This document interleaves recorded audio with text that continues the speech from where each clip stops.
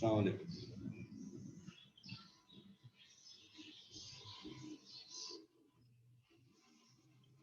वालेकुम सलाम।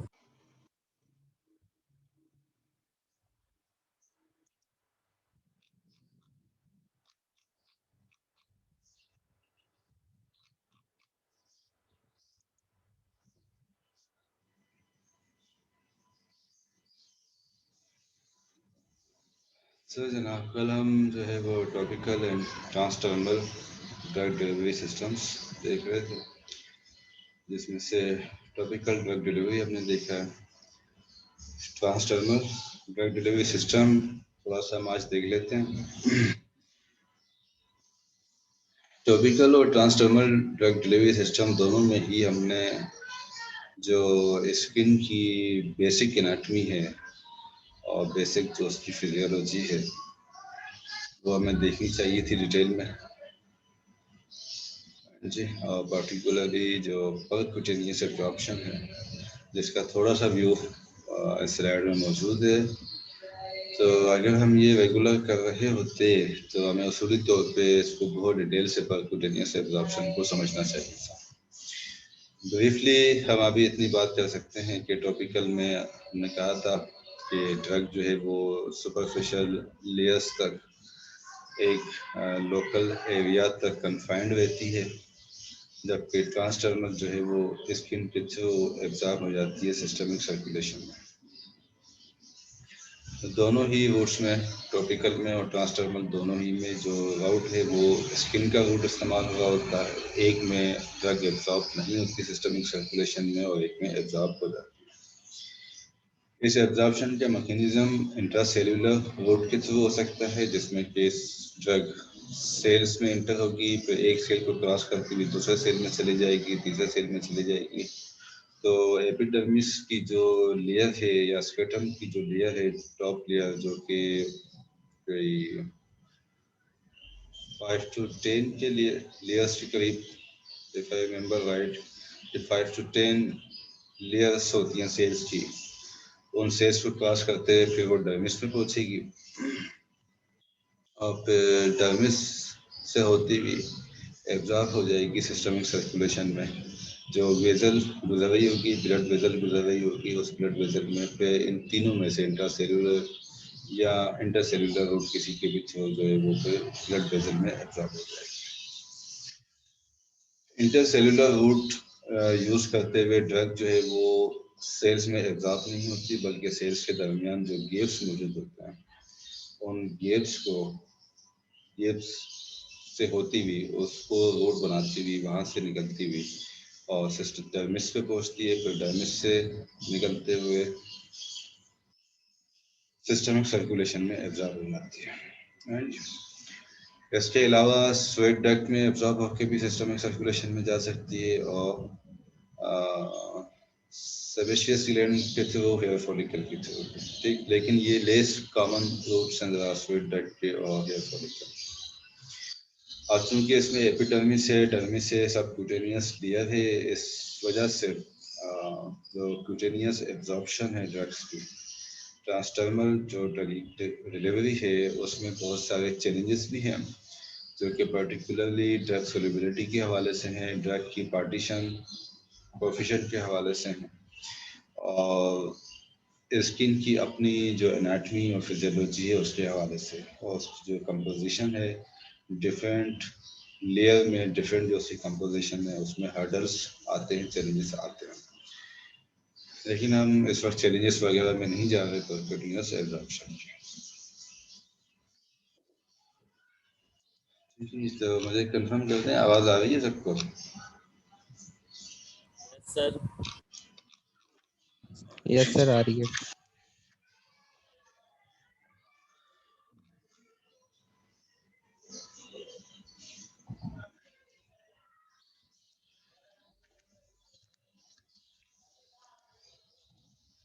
अच्छा जी, तो अब जो ट्रांसडर्मल ड्रग डिलीवरी के लिए जो हमारे पास डोजेज फॉर्म्स हैं, उनका जो एक बुनियादी स्ट्रक्चर हो सकता है, बुनियादी structure doses form to doses form या प्रोडक्ट टू प्रोडक्ट ये वेरी कर सकता है, लेकिन जो बेसिक स्ट्रक्चर है वो इस तरह का होता है कि उस पे एक बेकिंग लेयर होती है, एक ड्रग रिजर्वायर होती है, ड्रग रिजर्वायर जहाँ पे कि ड्रग स्टोर्ड होती है।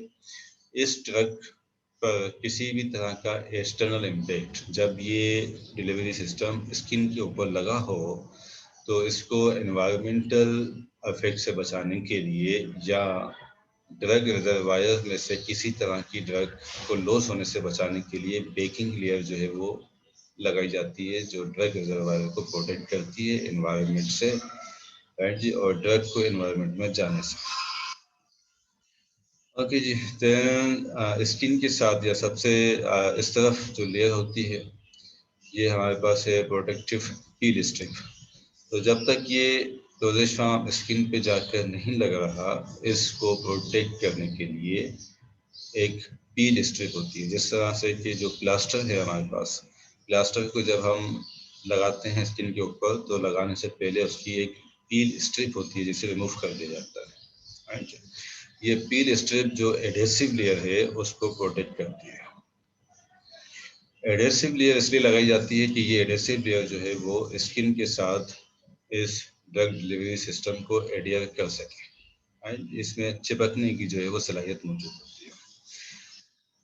कंट्रोल मेम्ब्रेन एडेसिव लेयर और ड्रग रिजर्वायर के दरमियान अमूमन एक कंट्रोल मेम्ब्रेन होती है, ताकि जो ड्रग रिजर्वायर में ड्रग स्टोर्ड हुई है ये कंट्रोल्ड रेट पे ट्रांसफर हो सके।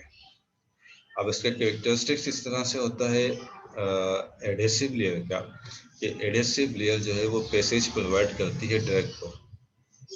ड्रग उस तरफ नहीं जा सकती, यहाँ से उसको पैसेज नहीं मिलेगा, ठीक जी। एडेसिव लेयर की मदद से एडेसिव लेयर की मदद से ड्रग रिजर्वायर जो है वो इन कांटेक्ट है विद स्किन।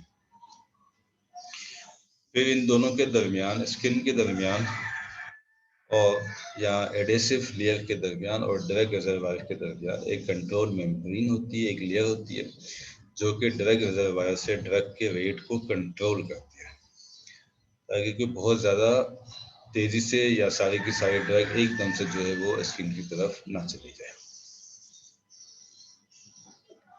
ठीक है, तो ये उसका जो है बेसिक स्ट्रक्चर है ट्रांसडर्मल ड्रग डिलीवरी सिस्टम का। ठीक है जी, तो इस फिगर में भी तकरीबन यही चीज़ जो है वो बताई हुई है।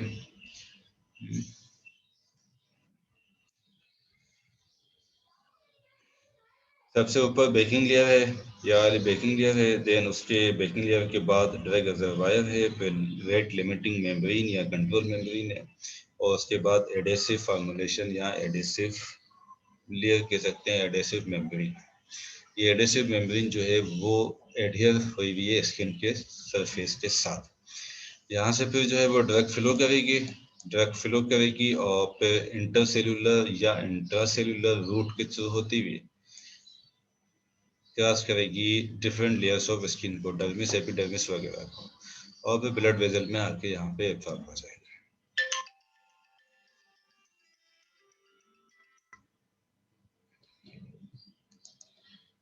राइट।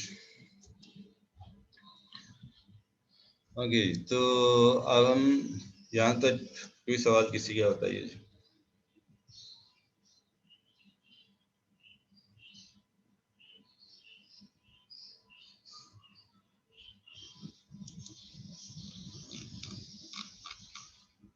कोई सवाल नहीं, चलें ठीक है जी। तो आप ऐसा करते हैं कि हम इसके कुछ जो है वो एडवांटेजेस देखते हैं ट्रांसडर्मल ड्रग डिलीवरी सिस्टम के। तो ये एडवांटेज जो है वो आप रीड आउट करें और फिर इसको एक्सप्लेन करने की कोशिश करें। मैं जब तक एक कॉल रिस्पॉन्ड कर देता हूँ।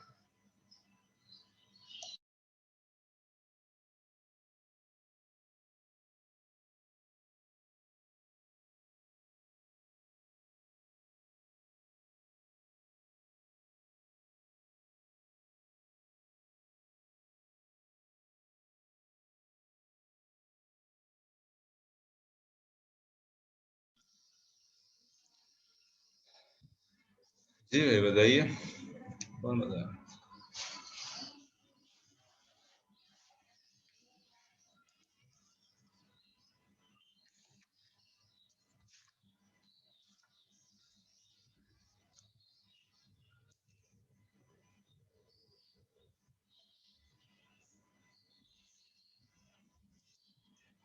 ये बड़ी सिंपल सी बात है, कोई बताते हैं? Ibadullah, yes sir. बेटा मतलब क्या लिखा हुआ है इस एडवांटेज में? सर ये they can avoid gastrointestinal drug absorption, gastrointestinal drug absorption जो होती है उसको अवॉइड करती है।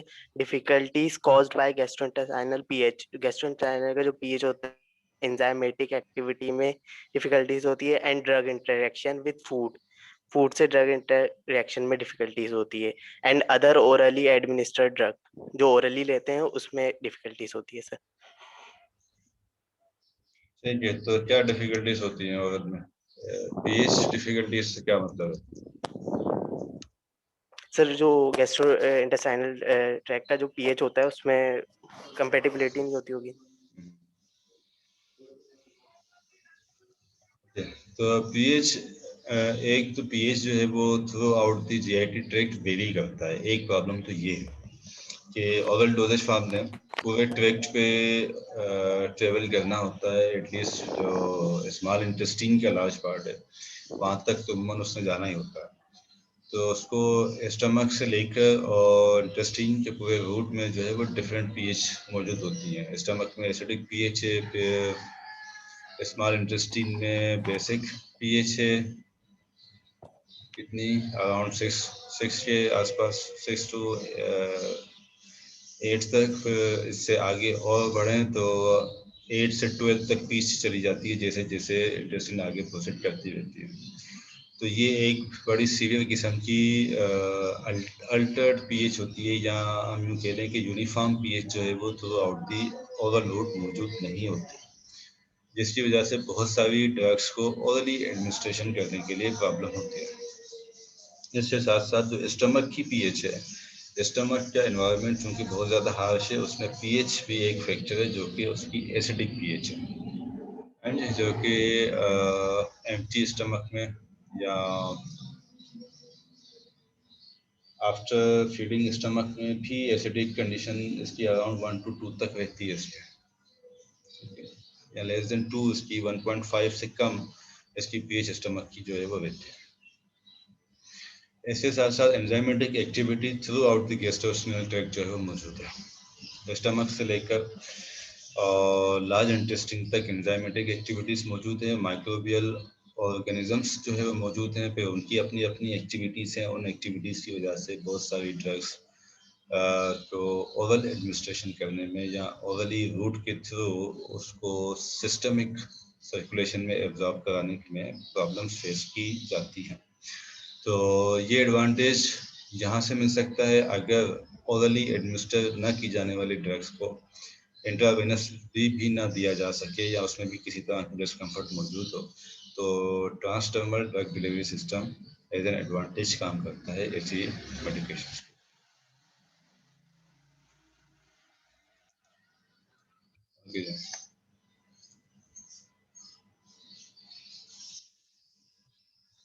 जी भाई, ये बढ़िया।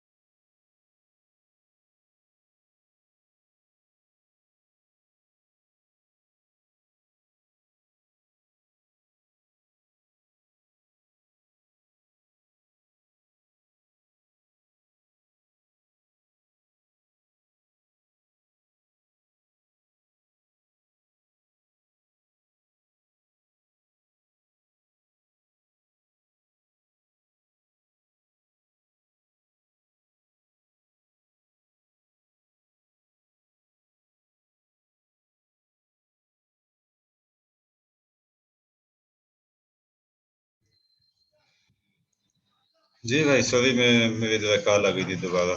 चलें, बताइए जल्दी से जी।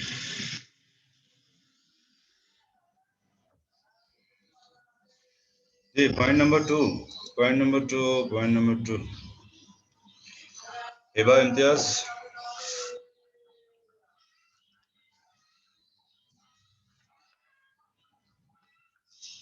हिबा इम्तियाज। हिबा इम्तियाज नहीं है। हिबा इम्तियाज नहीं है। वेदा हसीब।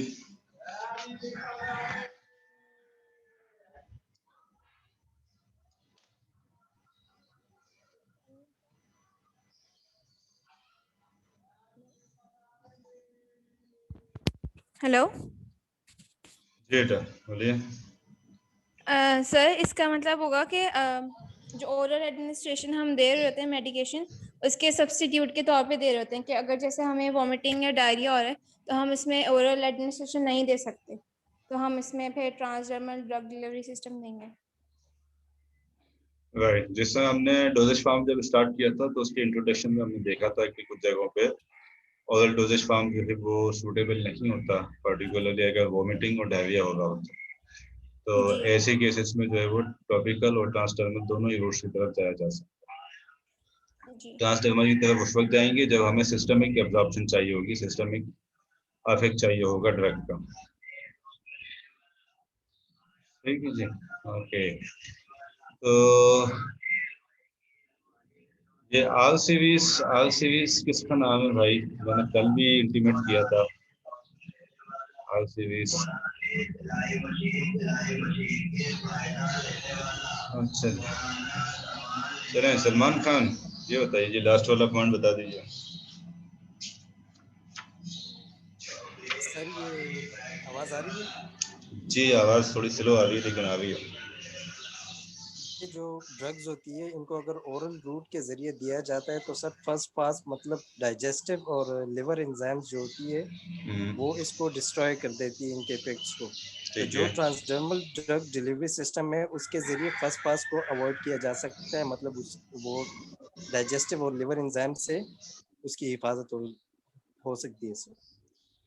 ठीक है जी, ठीक है, ग्रेट हो गया। इसका मतलब ये हुआ कि अगर कोई ऐसी ड्रग है जिसकी ओरल एडमिनिस्ट्रेशन के थ्रू बायो अवेलेबिलिटी कम हो जाती है, जी जी सर।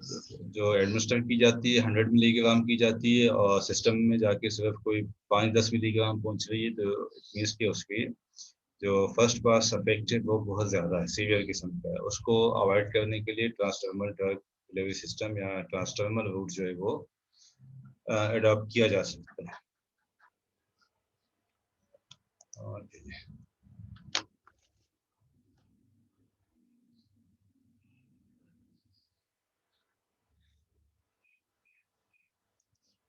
है ना?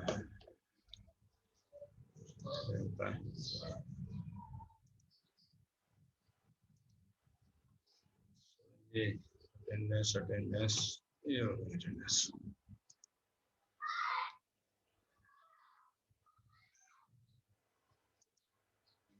जी भाई, इसको बताइए, काशिफ मजीद।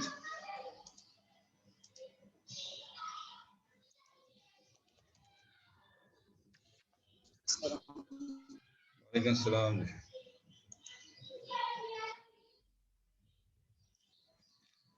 जी बताइए काशिफ। सर जी सर बोले। मैं बोलूँ भाई, मैं ये कह रहा हूँ, मुझे ये पॉइंट बता दो। स्क्रीन आ रही है आपके पास? अभी शायद नहीं आ रही है, चाहिए। नो सर, स्क्रीन नहीं आ रही अभी। अच्छा, एक मिनट, चले मैं अटेंडेंस मार्क कर दूँ फिर आती है आपके पास फिर।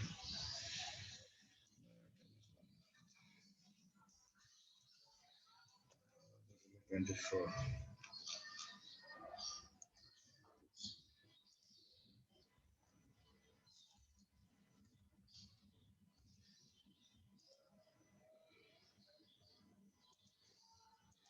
अच्छा, अब आ गई।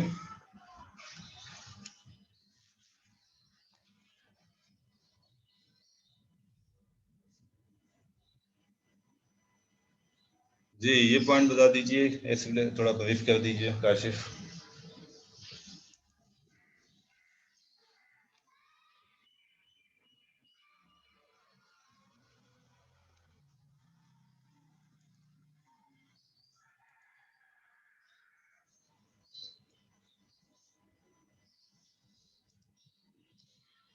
जी भाई कहाँ चले गए? आवाज़ आ रही है? आप बताइए। तमरा खान,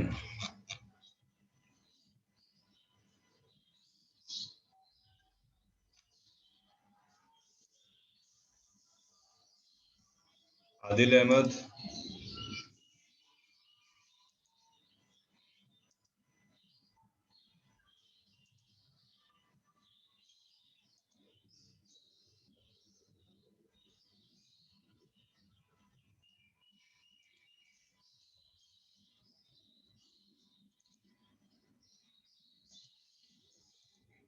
जी भाई कोई कंफर्म कर सकता है मेरी आवाज़ आ रही है आप लोगों को? यस सर, यस आपकी सर, आ आवाज रही आ है। रही आ है। रही है। जी सर आ रही है आवाज। अच्छा चलें, आप बता सलमान, आप बता दीजिए इसको।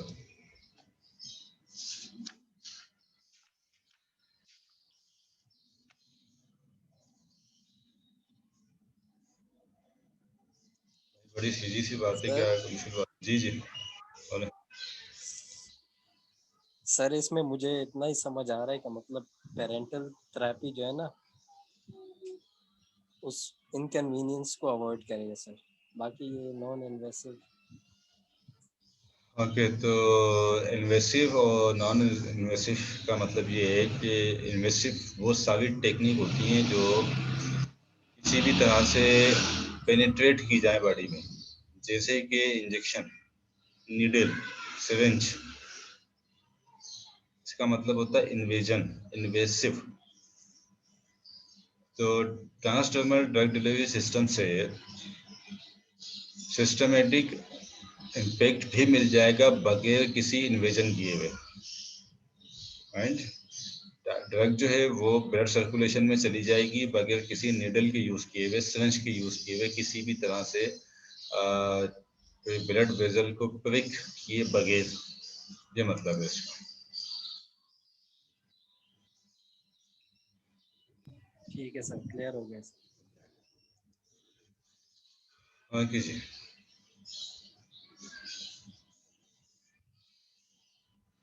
ये बताइए कोई।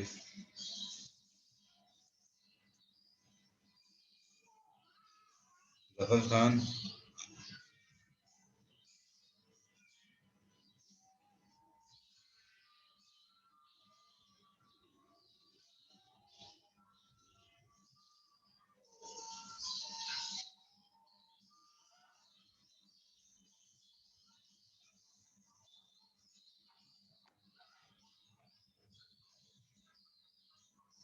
जाहिद,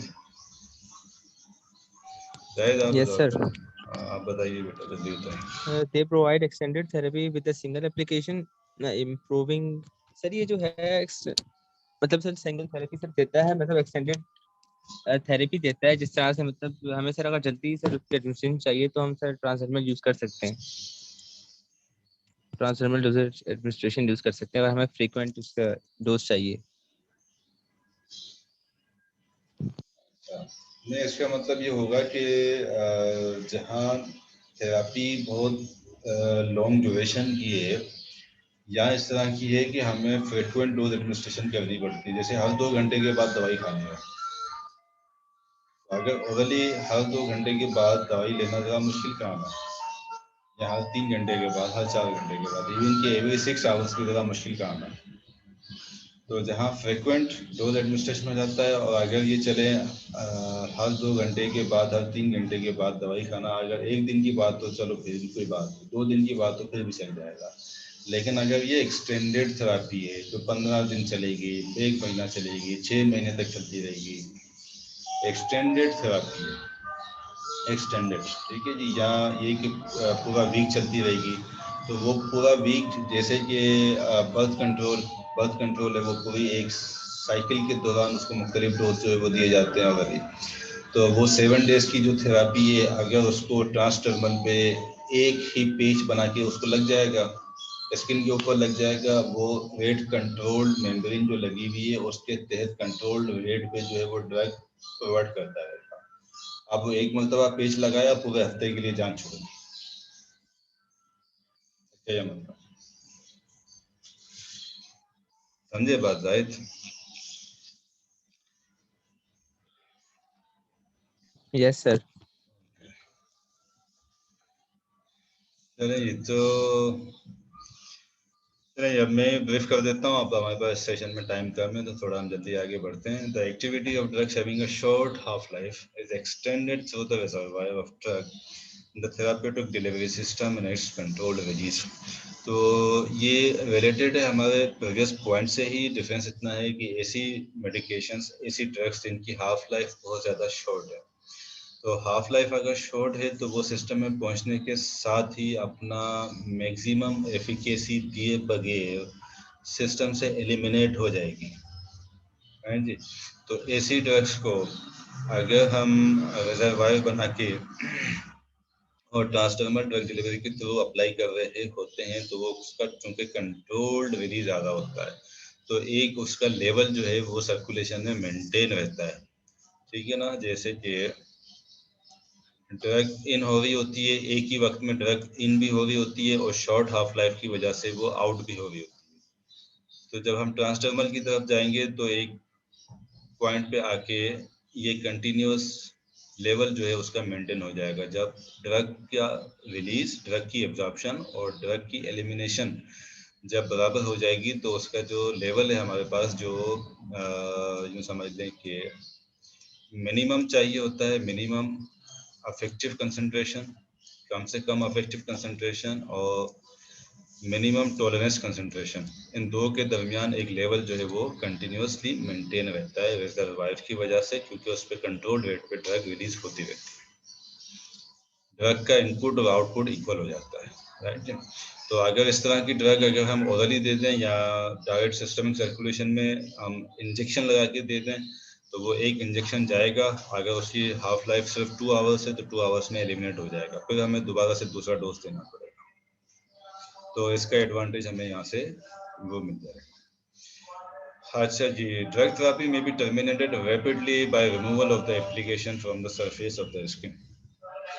यानी कि अगर हमने एक ड्रग थेरेपी अप्लाई कर दी और फिर हमने देखा कि इस पेशेंट को ये ड्रग नहीं जानी चाहिए थी, किसी एलर्जी की वजह से, किसी इंटरेक्शन की वजह से, या कोई ड्रग गलत प्रिस्क्राइब हो गई किसी भी वजह से, अगर ये ड्रग पेशेंट को नहीं जानी चाहिए तो ये रूट अभी हमारे कंट्रोल में है कि हम फौरन से उसको टर्मिनेट कर दें, उसको हटा दें। ट्रांसडर्मल ड्रग रूट का पेज है या कोई भी चीज़ जो लगाई हुई हमने उसको हम हटा दें।